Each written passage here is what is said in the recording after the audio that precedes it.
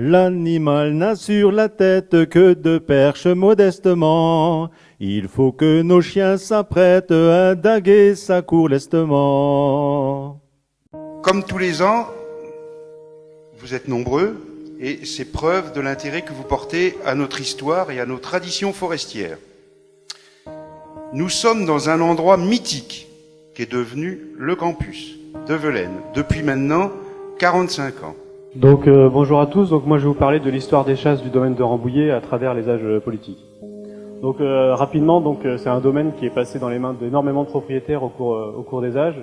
Il a été ballotté entre différents services forestiers, des capitaineries royales, il a été braconné à plusieurs reprises, abandonné et à chaque fois repeuplé. Et avec Chambord, ça reste l'un des deux domaines d'État qui illustre bien le savoir-faire cynégétique du personnel en service. Alors, le problème de l'indemnisation des dégâts de grand gibier ou de petit gibier également a impliqué des problèmes de relation entre l'agriculture et la forêt.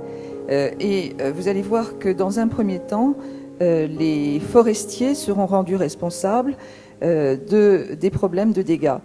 Madame Lay par les bois s'en allait, un beau matin menant ses marcassins. Quand tout à coup près d'un rue rencontra Messire Loup qui railleur lui parla. Que de boutillons dû, je pense, user ma mi-vaut de défense. Ce pauvre nez n'en dirait mot si je croquais tous vos marmots. Mais notre lait qui assis n'entendait, tout d'un élan ce belâtre chargeant, de son boutoir risible expédient, par le bois voir là où elle n'y était pas. Voilà, ce chien, maintenant, sait qu'il est dans un travail tout à fait spécial. Alors immédiatement, on doit lui enlever son équipement normal de tout le monde et lui mettre l'équipement spécial de chien de sang.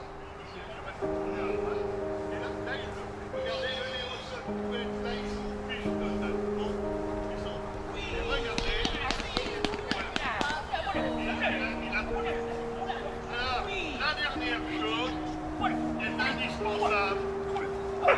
qui est indispensable, le chien s'approprie l'animal.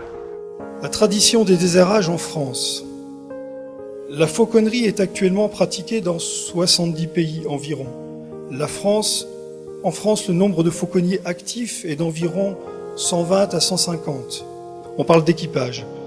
Une quarantaine d'espèces d'oiseaux de proie est utilisée par le monde, ainsi que des espèces hybrides de faucons. Un peu plus de 40 ans au service de la gestion durable des forêts publiques, c'est peu à l'échelle forestière, mais c'est déjà beaucoup plus sensible à celui des espèces de la grande faune sauvage comme à celui de l'évolution des sociétés.